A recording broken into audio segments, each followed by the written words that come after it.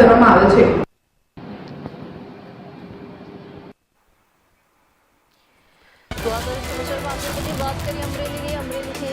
સમાચાર સરભંડામાં રેતી ખનન સામે ગ્રામજનોનો વિરોધ। સરભંડામાં રેતી ખનન સામે મહત્વના સમાચાર। ગ્રામજનોનો વિરોધ। નદી બચાવવા ગામ લોકો એકજૂટ થયા। નદી બચાવવા ગામ લોકો એકજૂટ થયા। રેતી માફિયા સામે કડક કાર્યવાહીની માંગ। રેતી માફિયાઓ સામે કડક કાર્યવાહીની માંગ કરવામાં આવી। સુરત અમદાવાદથી વતનીઓ ગામે પહોંચ્યા।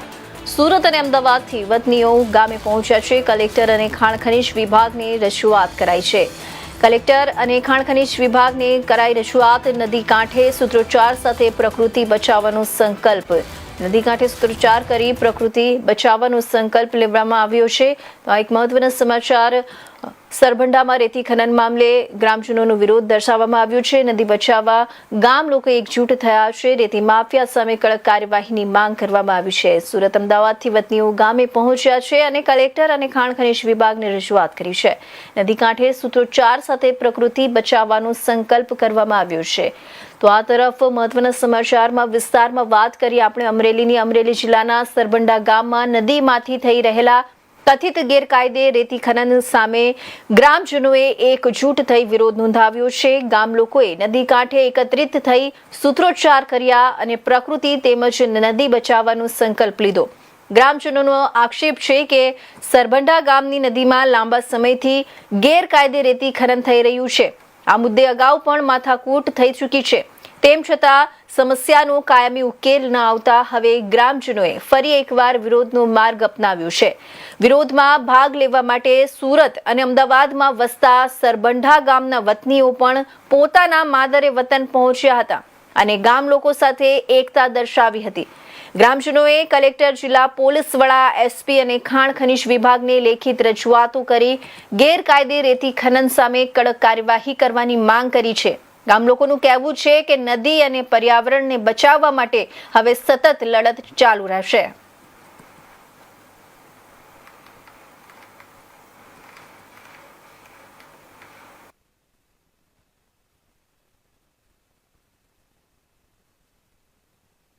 તમામ જોઈન્યાઓ આવી અને અમને જે સહકાર આપ્યો છે। શેત્રુંજી નદીમાં રેતીનું ખનન થાય અને પર્યાવરણ અને પાણીને બેને નુકસાન થાય, આવા સંજોગોમાં જે ઝુંબેશ ઉઠાવી છે એ ઝુંબેશ અમે જે યોગ્ય અને જવાબદારી સાથે નિભાવવા આપ સૌને વિનંતી કરીએ છીએ।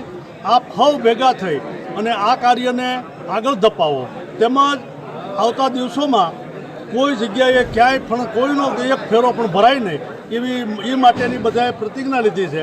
બધા એક થઈ અને આ રેતીનું ખનન બંધ થાય એ માટેની કાર્યવાહી કરી। રણજીતભાઈ જુગાત છે, મારું ગામ સરંબડા છે।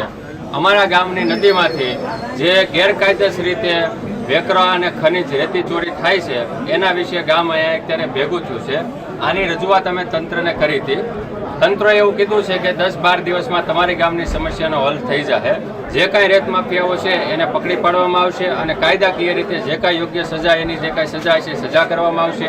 પરંતુ ગામજનોને એવું હતું કે તંત્રની સાથે સાથે ગામ પણ એકત્રિત થાય અને તંત્રનો સપોર્ટ કરે। એના માટે સુરત, અમદાવાદ અને આજુબાજુના શહેરોમાં જે કાંઈ ધંધા માટે યુવાન મિત્રો ગયા છે એ બધા પણ અહીંયા ભેગા થયા છે અને એવું નક્કી કર્યું કે આપણે ભેગા થઈને આનો વિરોધ કરીએ, જેથી તંત્રને પણ એમ થાય કે ગામનો આપણને સપોર્ટ છે। જે સરંબડા ગામ સમાજ દ્વારા કલેક્ટર સાહેબને, એસપી સાહેબને અને ખાણ ખનીજ વિભાગને જે આવેદનપત્ર આપવામાં આવ્યું હતું તેના ઉપર શું આપને પ્રોસેસ મળી? એના માટે અત્યારે તો ગામની અંદર કોઈ રેત ચોરીની ઘટના થતી નથી અને કલેક્ટર, એસપી સાહેબે અમને એવું કીધું છે કે જે કાંઈ કોઈ તત્વો હતા એના ઉપર કાર્યવાહી ચાલુ છે। એના અમુક વાહનો પણ ડિટેન કરવામાં આવ્યા છે અને ખાણ ખનીજ વિભાગને પણ એવો નિર્દેશ કરશું કે સરંબડા ગામની બોર્ડર બાંધી દેવામાં આવે, જેથી કરીને આવા કોઈ રેત માફિયા હોય એને ખ્યાલ આવી જાય કે આ ગામ એકત્રિત છે અને ગામની અંદર તંત્રનો પૂરેપૂરો સપોર્ટ છે એટલે રેતીની કોઈ ચોરી થાય નહીં। જે હમણાં એક વાત આવેલી હતી કે સરંબડા ગામની અંદર 112 મૂકવાનો ઓલું કહે છે, અમારા ગામની રજૂઆત છે કે ગામની નદીની અંદર ગામની સુરક્ષા માટે 112નો પોઈન્ટ આપવામાં આવે, જેના બે ફાયદા થશે। કદાચ કોઈ રેત માફિયાઓ રેતીમાં ઉતરે નદીમાં તો ગામની સાથોસાથ 112ની ગાડી પણ આવે, જેથી કરીને કોઈ અનિચ્છનીય કે બનાવ ન બને। અને બીજો ગામની અંદર કોઈ નાનો મોટો અનિચ્છનીય બનાવ બને તો એના માટે ગાડી ત્યાં હાજર હોય એટલે આવા નાના બનાવો અહીં અહીં સોલ્વ થઈ જાય, એમાં કોઈ આગળ પ્રોસેસ જ ના આવે. બીજું, કોઈ અસામાજિક ઘટના ન બને, કોઈ અસામાજિક તત્વો હોય એ પણ થોડાક શાંત રહે. અને અમારા ગામમાં જે એકતા અને અખંડિતતા છે, બધા પરિવારો સાથે આ ગામની અંદર 18 વર્ણ વચ્ચે છે. ગામની અંદર નાત જાતના વાડા વગર તમામ ધર્મો ઉજવવામાં આવે છે. અલગ અલગ ધર્મના લોકોને પણ એકાબીજાના ઘરે જમવાના, રહેવાના કે એકબીજાને મિત્રતાના સંબંધો છે બધા સાથે. અમારા ગામની અંદર ખૂબ એકતા છે, પણ આ 7-8 જણાના કે 10 જણાના કારણે આખા ગામની એકતા વિખાય છે. એ અમારે નથી વિખાવા દેવી. એના માટે અમે તંત્રને રજૂઆત કરી છે અને અમે બધા એના માટે ભેગા થયા છે. તો આ તરફ સમાચારમાં